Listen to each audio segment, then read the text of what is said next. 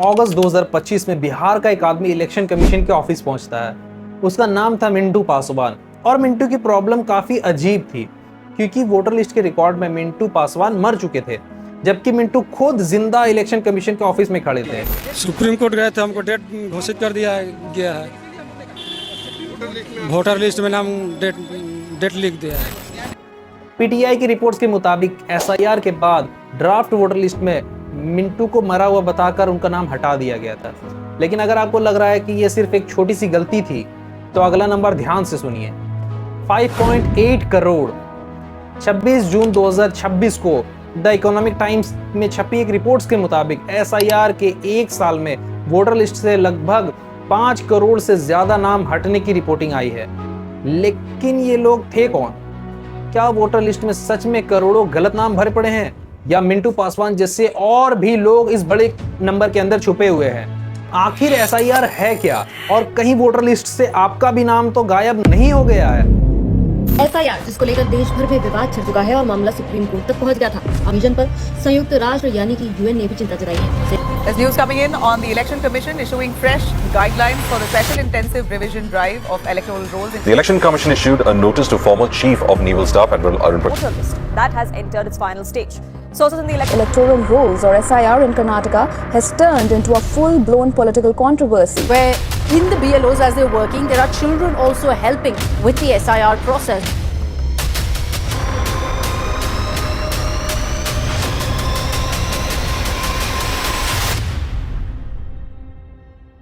सोचिए, इलेक्शन का दिन है, आप वोटर आईडी लेकर पोलिंग बूथ पर पहुंचते हैं, लेकिन वहां आपसे कहा जाता है कि लिस्ट में आपका नाम नहीं है।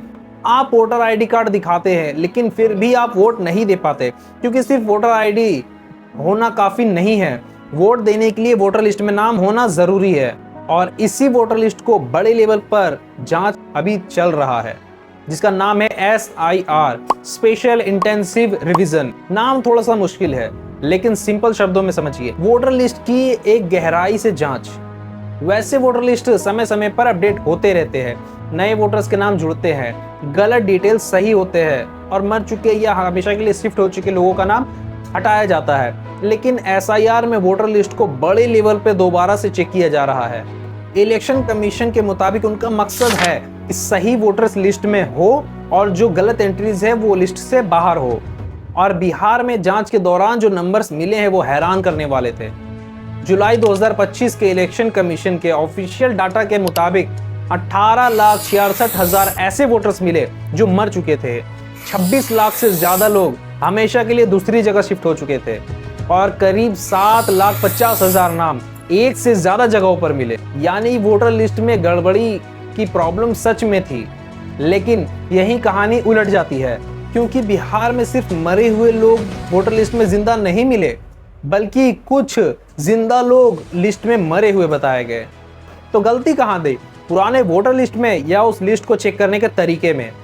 इसका जवाब समझने के लिए हमें उस 5 करोड़ के नंबर को समझना बहुत जरूरी है। 24 जून 2025 को बिहार में SIR शुरू हुआ। बिहार के वोटर लिस्ट में लगभग 7 करोड़ 89 लाख वोटर्स थे। जांच के बाद 1 अगस्त को ड्राफ्ट वोटर लिस्ट रिलीज हुआ और करीब 65 लाख नाम उसमें से निकाले गए और वोटर लिस्ट घटकर 7 करोड़ 24 लाख रह गया। लेकिन उसके बाद लोगों को अपना नाम जुड़वाना और गलती सुधरवाने का मौका दिया गया।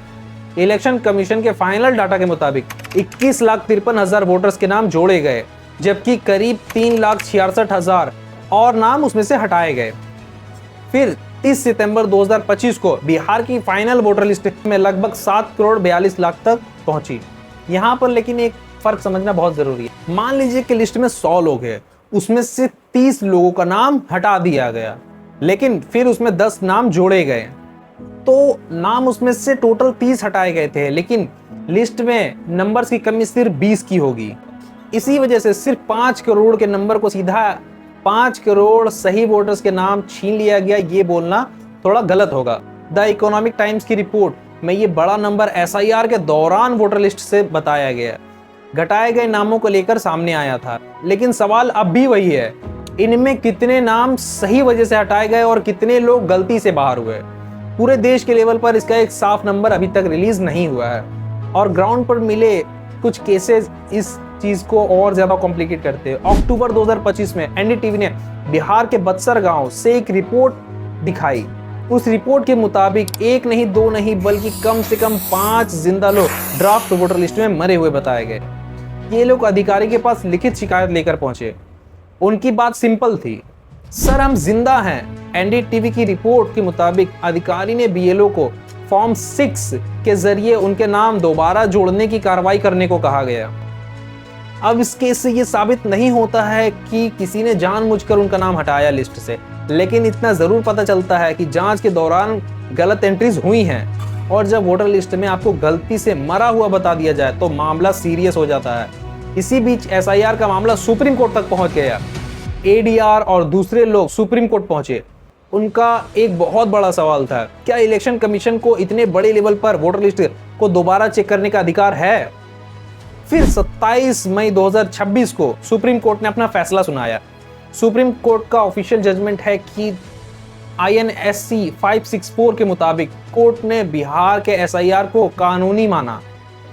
कोर्ट ने कॉन्स्टिट्यूशन के आर्टिकल 3 to 4 और रिप्रेजेंटेशन ऑफ पीपल एक्ट 1950 के सेक्शन 21(3) का जिक्र किया। सिंपल शब्दों में समझिए तो इलेक्शन कमीशन के पास ऐसी खास वोटर लिस्ट को जांच करने का अधिकार होता है, लेकिन कोर्ट के सामने सिर्फ एसआईआर की एक पावर का सवाल नहीं था, आधार को लेकर भी एक बहुत बड़ा विवाद हुआ। अगर आपके पास आधार कार्ड है तो क्या इससे ये साबित हो सकता है कि आप भारत के नागरिक हैं? तो इसका साफ जवाब है नहीं। सुप्रीम कोर्ट ने एसआईआर फैसले में ये साफ किया कि आधार आपकी पहचान बताने का काम कर सकता है, लेकिन आधार से आपकी नागरिकता का फैसला नहीं होता है। फिर सवाल यह आता है कि क्या इलेक्शन कमीशन वोटर की नागरिकता पर सवाल उठा सकता है? कोर्ट ने कहा कि वोटर लिस्ट में नाम रखने के लिए इलेक्शन कमीशन इस बात पर सीमित जांच कर सकता है, लेकिन किसी की नागरिकता का अधिकार का फैसला कानून के तय तरीके से ही होगा। इसी केस के दौरान बिहार के लगभग 65 लाख छूटे हुए नामों पर भी सवाल उठाया गया। अगस्त 2025 में सुप्रीम कोर्ट ने इलेक्शन कमीशन को नाम और उनके लिस्ट में ना होने का रीजन पब्लिक करने को कहा। यानी अगर नाम हटाया गया है तो वोटर्स को पता होना चाहिए कि उनका नाम क्यों हटाया गया है। लेकिन तब तक एसआईआर सिर्फ कानूनी मामला नहीं रह गया था, ये एक बड़ा पॉलिटिकल मुद्दा बन चुका था। विरोध करने वाले नेताओं ने कहा कि इतने बड़े लेवल पर जांच से सही वोटर्स भी लिस्ट से बाहर हो सकते हैं, खासकर बाहर में काम करने वाले मजदूर और ऐसे लोग जिनके पास पुराने कागज आसानी से नहीं मिलते हैं। कुछ ऑपोजिशन लीडर्स ने वोट चोरी और वोटर्स को जानबूझकर निशाना बनाने जैसी गंभीर आरोप भी लगाए, लेकिन आरोप और सबूत एक चीज नहीं होते हैं। अब तक सामने आए सबूत ये साबित नहीं करते हैं कि पूरा एसआईआर किसी एक पार्टी के वोटर्स को जानबूझकर हटाने के लिए बनाए गए हैं। दूसरी तरफ इलेक्शन कमीशन का कहना है कि एसआईआर वोटर लिस्ट को साफ करने के लिए है, और बिहार में के ऑफिशियल डाटा में लाखों मरे हुए, शिफ्ट हो चुके और एक से ज्यादा जगहों पर नाम वाले लोग मिल चुके हैं। यही इस पूरे विवाद का सबसे बड़ा उलझन है। वोटर लिस्ट में गड़बड़ी के सबूत भी हैं और जांच के दौरान हुए गलतियों की केसेस भी सामने आए हैं, लेकिन उन गलतियों का देश भर का अभी तक एग्जैक्ट नंबर सामने नहीं आया है। और जब बात वोट देने के हक की हो तो ये सवाल छोटा नहीं रह जाता। अगर आपको लग रहा है कि एसआईआर बिहार की पुरानी कहानी है तो ऐसा बिल्कुल नहीं है। 14 मई 2025 को इलेक्शन कमीशन ने एसआईआर का तीसरा फेज शुरू किया। इलेक्शन कमीशन के ऑफिशियल प्रेस नोट के मुताबिक इस फेज में 16 स्टेट्स और 3 यूनियन टेरिटरीज शामिल थे। करीब 36 करोड़ 73 लाख वोटर्स इस जांच के दायरे में हैं और 3,94,000 से ज्यादा बीएलओ इस काम में लगाए गए हैं। और जब ये वीडियो रिकॉर्ड हो रही है तब नए नंबर्स भी सामने आए हैं। द इकोनॉमिक टाइम्स की जुलाई 2026 की रिपोर्ट के मुताबिक दादरा एंड नगर हवेली और दमन एंड दीव के ड्राफ्ट वोटर लिस्ट में पुरानी लिस्ट के मुकाबले करीब 29.6% लिस्ट में करीब 1,26,000 नामों का फर्क आया है। लेकिन ध्यान रखिए, ये एक ड्राफ्ट वोटर लिस्ट है, फाइनल लिस्ट अभी तक नहीं आई है। लोगों को अपना दावा या शिकायतें करने का मौका दिया गया है, यानी एसआईआर की कहानी अभी खत्म नहीं हुई है। तो क्या वोटर लिस्ट की जांच जरूरी है? बिहार के ऑफिशियल नंबर देखकर लगता है कि हाँ, लेकिन क्या इतने बड़े लेवल पर जांच में गलती का खतरा बढ़ जाता है? मिंटू पासवान और बक्सर के 5 लोगों का केस देखकर लगता है कि हाँ, गलतियां हो रही हैं। और इसीलिए आम वोटर्स के एक जिम्मेदारी बनती है। इस वीडियो के बाद आपको एक काम ज़रूर करना चाहिए। सिर्फ अपना वोटर आईडी कार्ड देखकर सेटिस्फाइड मत हो जाइए। वोटर लिस्ट में अपना नाम चेक करिए, अपने माँ बाप का नाम चेक करिए, अपने घर वालों का जो भी वोटर्स है उनका नाम चेक करिए, क्योंकि इलेक्शन के दिन अगर लिस्ट में आपका नाम नहीं हुआ तो सिर्फ वोटर आईडी दिखाने से आप वोट नहीं दे पाएंगे। डेमोक्रेसी सिर्फ इस बात से स्ट्रांग नहीं होती है कि इलेक्शन समय पर हो जाए। डेमोक्रेसी स्ट्रांग तब बनती है जब हर सही वोटर का नाम लिस्ट में हो और गलत नाम लिस्ट से बाहर हो, क्योंकि वोटर लिस्ट सिर्फ नामों की लिस्ट नहीं है। इलेक्शन के दिन यही लिस्ट डिसाइड करती है कि डेमोक्रेसी में आपकी आवाज़ ऑफिशियली मौजूद है या नहीं। और हाँ, आज आप नाम चेक करने के बाद कमेंट में ज़रूर बताइएगा कि आपका नाम है या नाम नहीं है। मैं जेन्युइनली देखना चाहता हूँ कि इस वीडियो को देखने वाले कितने लोग का नाम वोटर लिस्ट में सेफ है। और अगर आपके फैमिली या फ्रेंड्स में से कोई SIR को लेकर कंफ्यूज्ड है तो ये वीडियो उनके साथ शेयर ज़रूर करिएगा।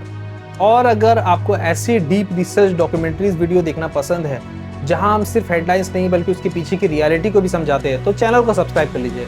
और जाने से पहले अगर आपको लगता है कि गवर्नमेंट के बड़े डिसीजंस का इफेक्ट सिर्फ पेपर्स तक लिमिट है तो स्क्रीन पर दिख रहे ये E20 पेट्रोल वाली वीडियो को ज़रूर देखिए, क्योंकि इस वीडियो में मैंने एक्सप्लेन किया है कि पेट्रोल में इथेनॉल मिलाने का डिसीजन आपकी कार माइलेज और आपके पॉकेट पर कितना इफेक्ट डाल रहा है।